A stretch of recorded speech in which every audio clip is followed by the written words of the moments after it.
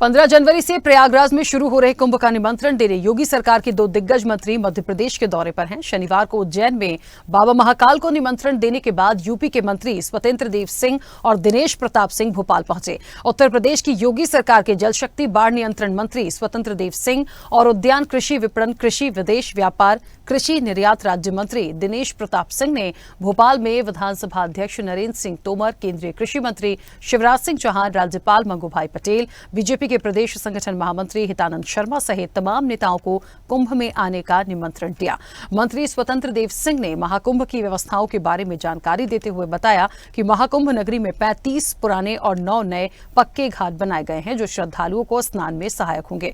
12 kilometre क्षेत्र में फैले सभी 44 घाटों पर हेलीकॉप्टर से पुष्प वर्षा की जा सकेगी। जल शक्ति और बाढ़ नियंत्रण मंत्री स्वतंत्र देव सिंह ने कहा कि इससे स्वस्थ महाकुंभ के दृष्टिकोण से भी तैयार किया जा रहा है, जिसमें आने वाले तीर्थयात्रियों, साधु संतों, कल्पवासियों और पर्यटकों के स्वस्थ देखभाल की व्यवस्था है। उन्होंने कहा कि मुंबई की मरीन ड्राइव की तर्ज पर गंगा किनारे लगभग 15.25 किलोमीटर क्षेत्र में संगम से नागवासुकी मंदिर तक, सूरदास से छतनाग तक, करजन ब्रिज के समीप से महावीरपुरी तक रिवर फ्रंट का निर्माण कराया गया है और इसके अलावा इंटीग्रेटेड कंट्रोल कमांड सेंटर को अपग्रेड किया गया है। इससे भीड़ प्रबंधन में सहायता मिलेगी। सीसीटीवी कैमरों की देखने के लिए 52 सीटर 4 व्यूइंग सेंटर भी स्थापित किए गए हैं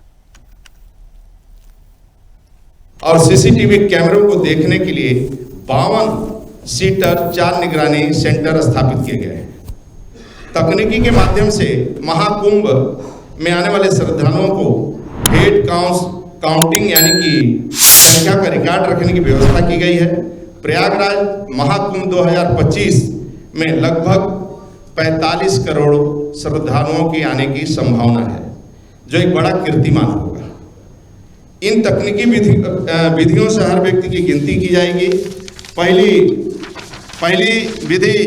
पहली विधि एट्रीब्यूट आधारित खोज है, जिसमें पर्सन एट्रीब्यूट सर्च कैमरे के आधार पर ट्रैकिंग की जाएगी।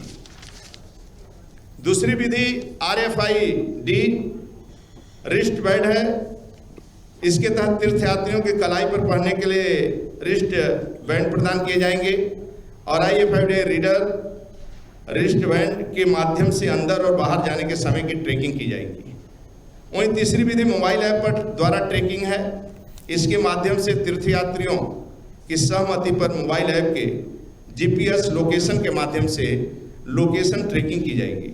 साथियों, प्रदेश सरकार सनातन भारतीयों के महापर्व महाकुंभ 2025 का न्योता भारत के सभी राज्यों समेत पूरे विश्व में भेज रही है।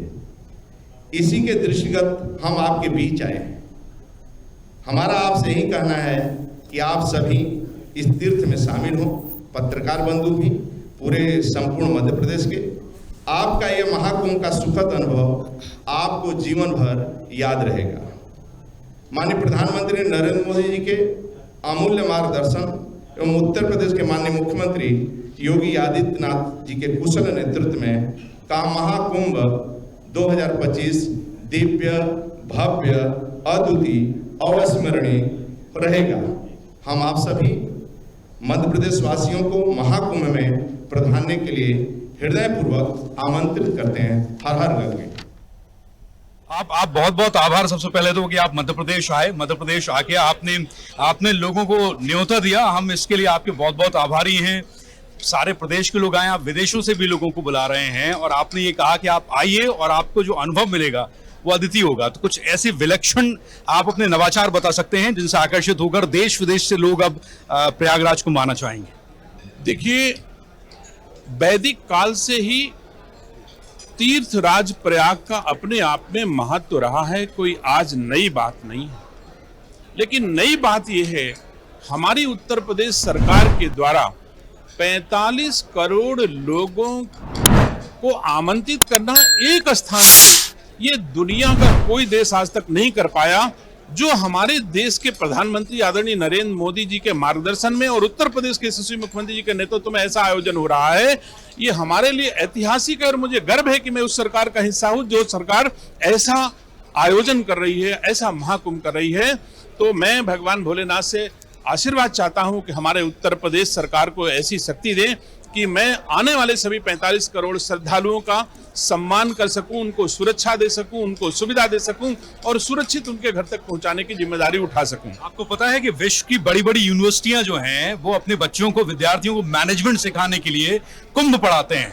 तो ये वैश्विक स्तर पर मुझे लगता है एक बहुत अनूठा प्रयास होता है। उसके लिए विदेशी लोग परेशान रहते हैं। मुझे याद है किसी ने पूछा था कि आप इतनी भीड़ इकट्ठी कैसे करते हैं, तो किसी हमारे ज्योतिषाचार्य धर्माचार्य ने कहा था कुछ नहीं करना होता, बहुत आसान है, बस कैलेंडर में एक तारीख डाल देते हैं, लोग अपने आप पहुंचते हैं। इसमें कोई डाउट नहीं है और मुझे खुशी है कि मैं उस संस्कृति का हिस्सा हूं।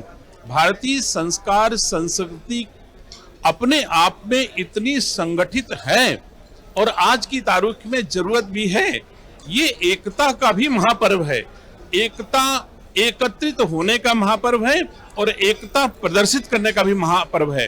हम भारतीय संस्कार संस्कृति को इतना मजबूत देखना चाहता है, हर देशवासी देखना चाहता है और उसका भी आज की तारीख में ऐतिहासिक महत्व होगा कि इतनी बड़ी एकता ना किसी संस्कृति में आज तक देखी नहीं गई जितना महाकुंभ में देखा जाएगा।